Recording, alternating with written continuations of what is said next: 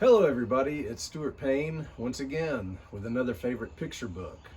This is a book that I got through the Dolly Parton Imagination Library, which if you haven't heard about the Imagination Library, it's a wonderful program. When you have a baby, you can register with the Dolly Parton Imagination Library and have a book sent to your home once a month until your baby turns 5. And there are some marvelous selections like this one, Pup and Bear by Kate Banks and Naoko Stoop. So let's begin. Pup and Bear. It is an Arctic wolf pup and a polar bear. All right, here we go. It begins this way. Whoosh! When the great gray owl swooped down, screeching, hoo, hoo, the Arctic wolves knew that the big freeze was on its way. Okay, somehow the wolves see the arrival of a great gray owl as a sign that the big freeze is on its way. You might imagine that the big freeze could be a big icy snowstorm or just winter is on its way.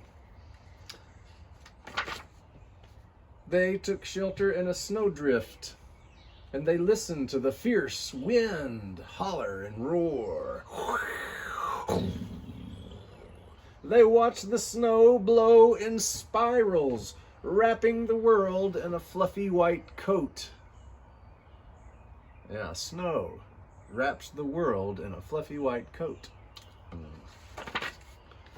But then the wind's bitter cold breath turned warm and the sun appeared.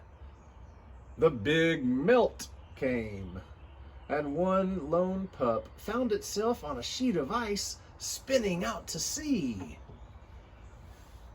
Okay, if the big freeze was winter, what do you think the big melt might be?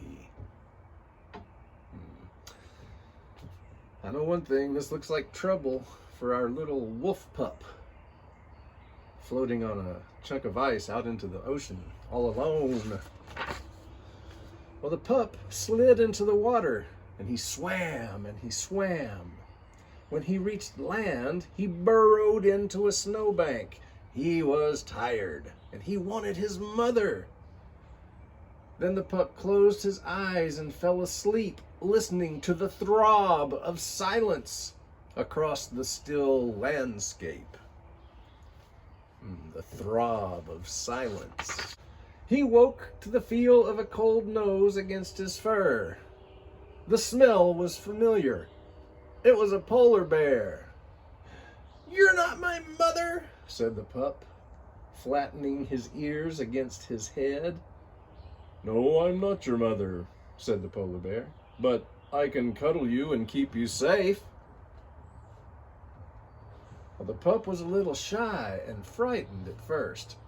"Aren't you going to eat me?" he asked. "I know sometimes polar bears eat wolves." And the bear goes, "Nope, not this one. Climb on my back and I'll take you home to my warm, safe den." So the pup stretched a paw forward cautiously. Then he climbed onto the polar bear's back, and together they crossed the tundra under the watchful eyes of a trio of baby puffins who were learning how to fly. Puffins, Arctic birds. Back at the den, the polar bear licked and cleaned the pup. "I'm not your mother," she said, "but I can feed you and keep you warm." "Okay, thanks, by the way." The next day, they set off across the wintry tundra.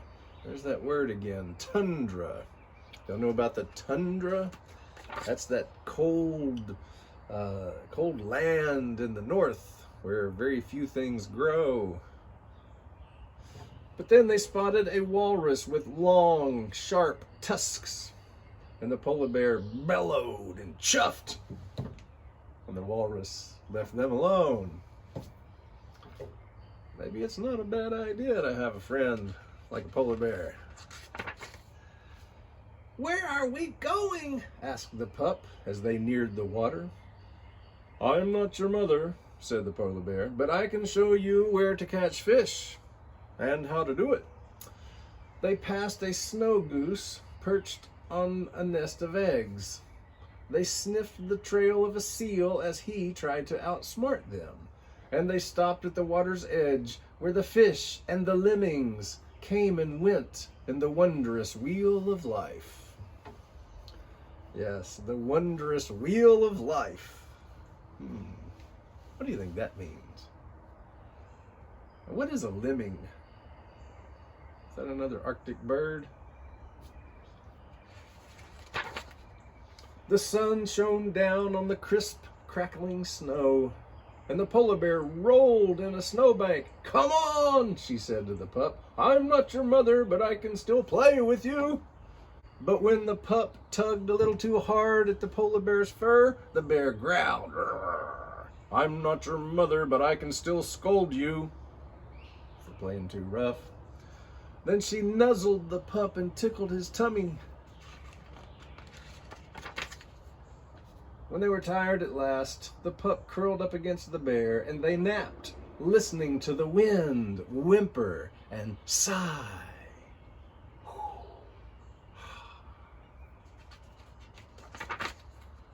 The earth turned round and round, and the big freeze came and was followed by the big melt, until at last the polar bear nudged the wolf, who was not a pup any longer.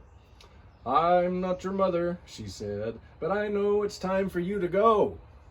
She nuzzled the wolf one last time, and the wolf nuzzled her back.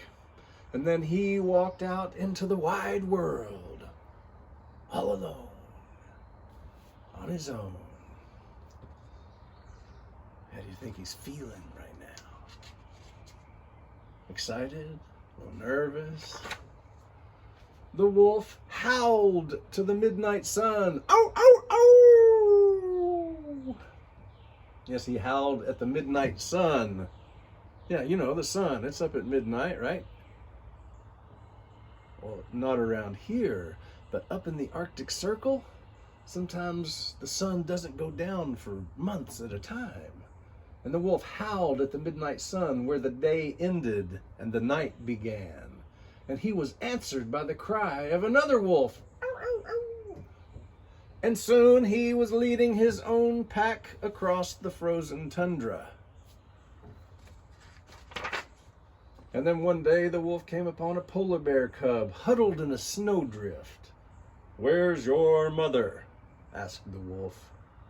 But the cub didn't know. The wolf sniffed the cub and rubbed its fur with a wet nose. "You're not my mother," said the cub, cowering. "I'm not your mother," said the wolf, "but I can still cuddle you and keep you warm." Hey, doesn't that sound familiar? "Aren't you going to eat me?" asked the cub. "I know sometimes wolves eat polar bears." And the wolf says, "Not this one," shaking his head. "Tell you what, climb on my back and I'll take you home to my warm, safe den." And the polar bear clambered onto the wolf's back. "I'm not your mother," said the wolf, "but you can stay with me until you're big enough to be on your own." So the wolf is returning the kindness that the polar bear showed him when he was little and in danger. And the wolf led the pack back across the tundra, along the path that went round and round in the wondrous wheel of life. The end. So this story is rich with big ideas, concepts, a lot of general knowledge. When you're reading with a child, you should always ask them questions about the things that they experience. What is the wondrous wheel of life? What are they talking about? Or, how is the Arctic different from where we live?